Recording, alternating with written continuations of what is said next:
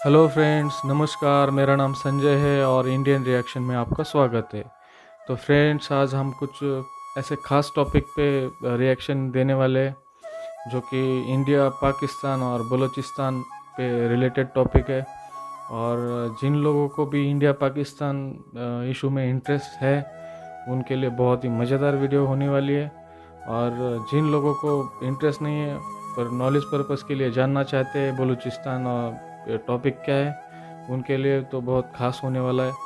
तो friends, video का नाम है 1947 how Balochistan become a part of Pakistan. और ये इंटरेस्टिंग टॉप 10 हिंदी वालों का वीडियो है। मैं वीडियो और उनके चैनल का लिंक आपको डिस्क्रिप्शन बॉक्स में दे दूंगा। और वीडियो पे जाने से पहले दोस्तों, एक आपसे रिक्वेस्ट है कि प्लीज़ मेरे वीडियो को लाइक करिए, चैनल को सब्सक्राइब करिए और बेल आइकन भी दबाइए ताकि मेरे आने वाले वीडियो की नोटिफिकेशन आपको मिल सके। तो दोस्तों, बाकी बातें करेंगे वीडियो के बाद। तो पहले वीडियो देखते हैं। तो लेट स्टार्ट।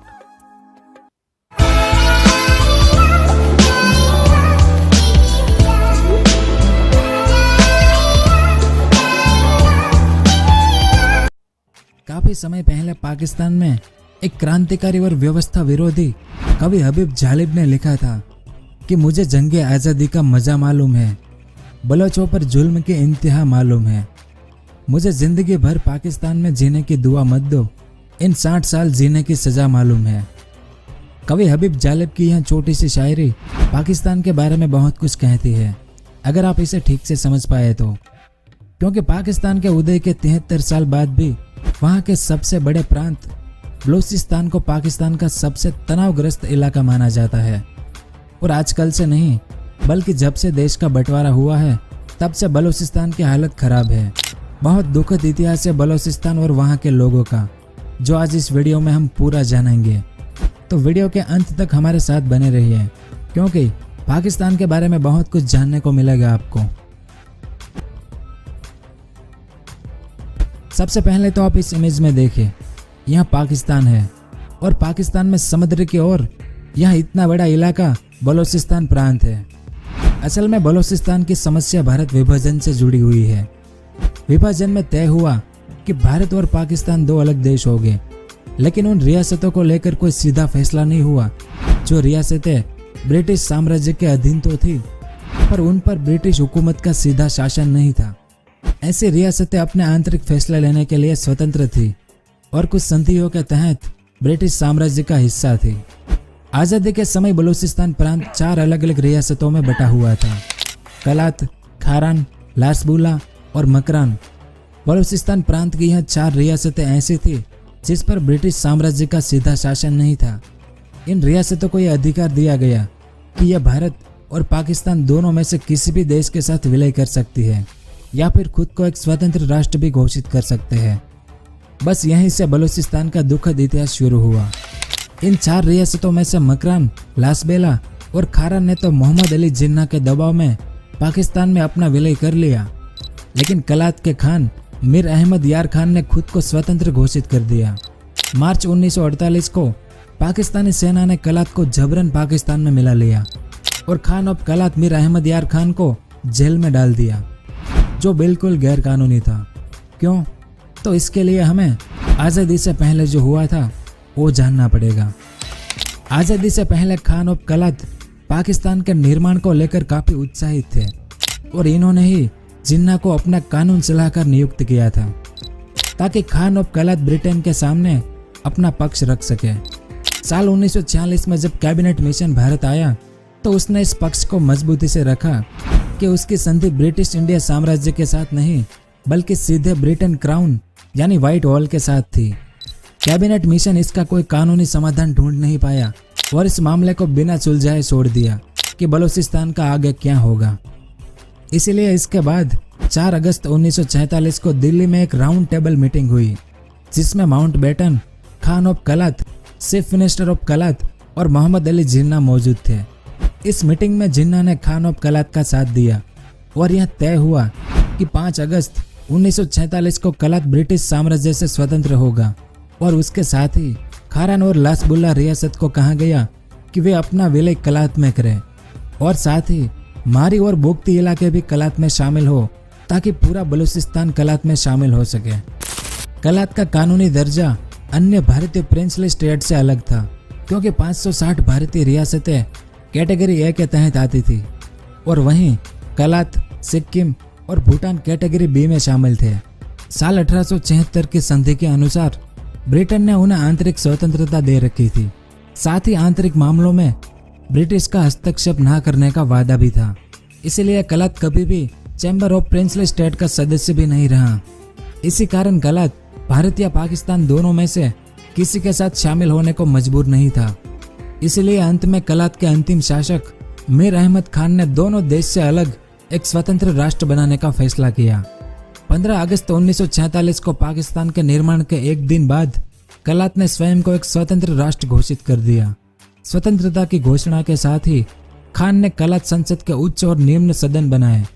कलात की नेशनल असेंबली में 15 अगस्त 1946 को एक बैठक में यह निर्णय लिया गया कि कलात एक स्वतंत्र राष्ट्र होगा और पाकिस्तान के साथ उनका संबंध बस दोस्ताना रहेगा।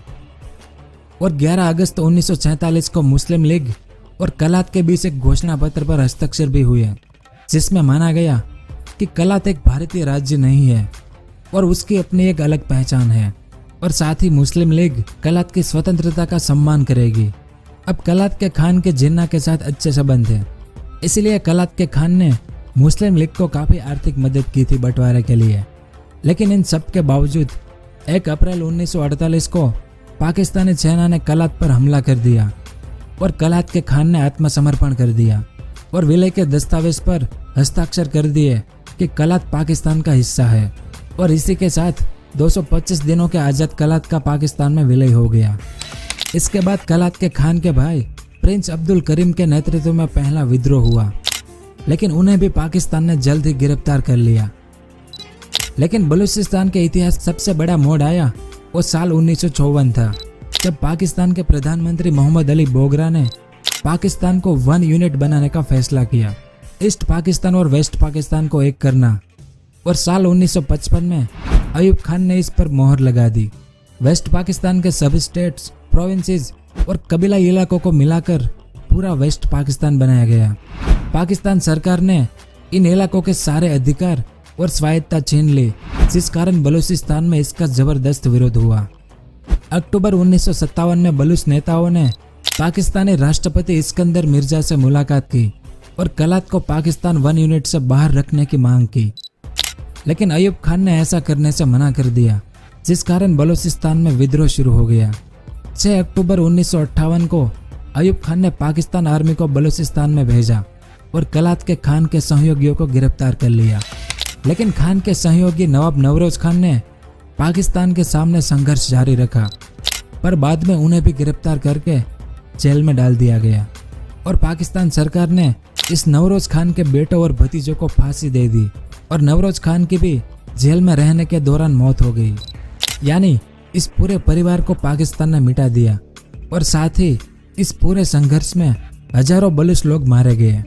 इसके बाद साल 1973 में एक बार फिर बलूच और पाकिस्तान आर्मी के बीच संघर्ष हुआ, जिसमें हजारों की संख्या में फिर से लोग मारे गए।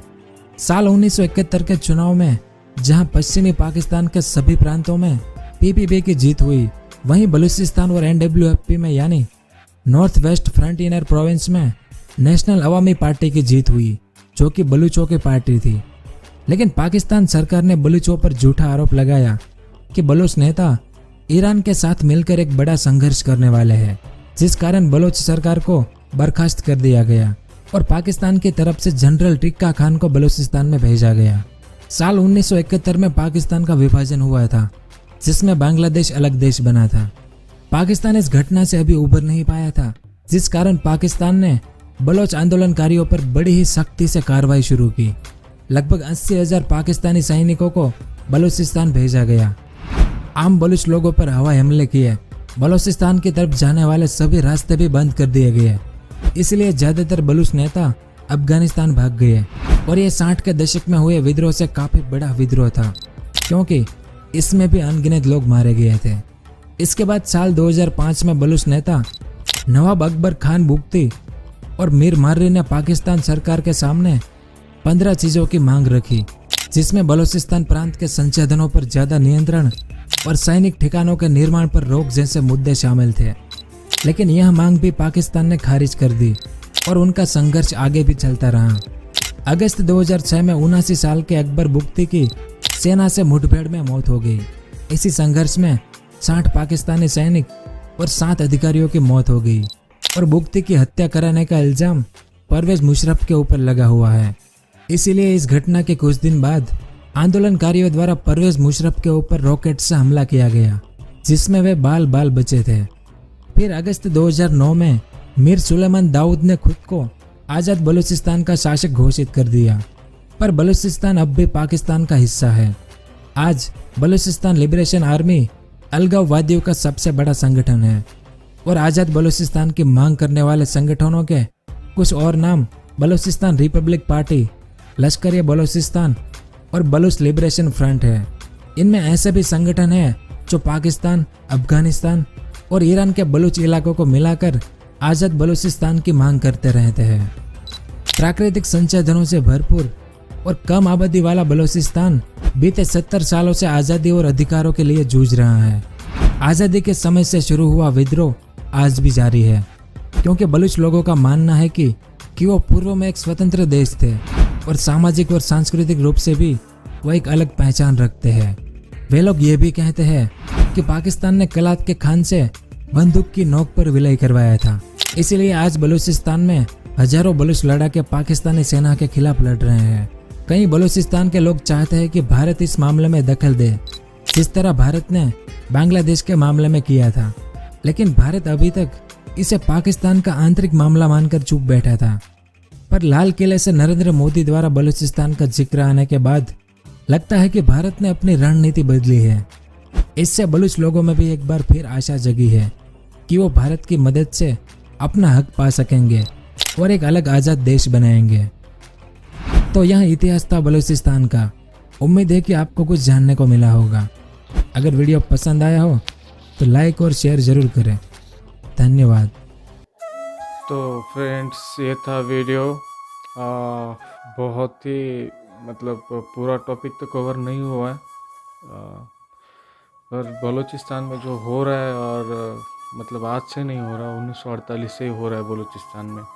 जैसे हम पाकिस्तान वाले कश्मीर की बात करते हैं, कश्मीर में तो 1990 से मिलिटेंसी चालू हो गई है, पर बलूचिस्तान में 1948 से मिलिटेंसी चालू है। वहाँ पे फ्रीडम स्ट्रगल है, वो 1948 से चालू है। और ये सबसे भयानक चेहरा जो पाकिस्तानी आर्मी का है, वहाँ पे न्यूज़ में भी आया था कि लड़कियों को रेप करके हेलीकॉप्टर से फेंक देते हैं नीचे। ये सब कुछ बहुत ही दर्दनाक है। और ये सारे मतलब ये भी सुनने में आया है पहले भी कि जो वहाँ के नवाब थे वो इंडिया में शामिल होना चाहते थे, पर हमारे जो दूरदृष्टि नेता थे पहले बड़े, जो वर्ल्ड लीडर बनना चाहते थे, उनकी कुछ सोच की वजह से उन्हें ऐसा लगा कि बलूचिस्तान है वो उनकी जो लैंड है वो मेन इंडियन लैंड से कनेक्ट नहीं है, तो बीच में पाकिस्तान का सिंध आ जाता है, जो कि वहाँ की स्टेट है सिंध। तो वो उन्होंने नहीं एक्सेप्ट किया उस चीज़ को। और आपको एक सबसे ख़ास बात बताना चाहूँगा मैं इसमें कि पाकिस्तान बलूचिस्तान को क्यों नहीं छोड़ता है। वहाँ पे सबसे ज़्यादा जो नेचुरल मिनरल्स है या फिर क्या बोलते खनिज बोलते, उस पाकिस्तान में सबसे ज़्यादा खनिज कहीं पे है तो बलूचिस्तान में है।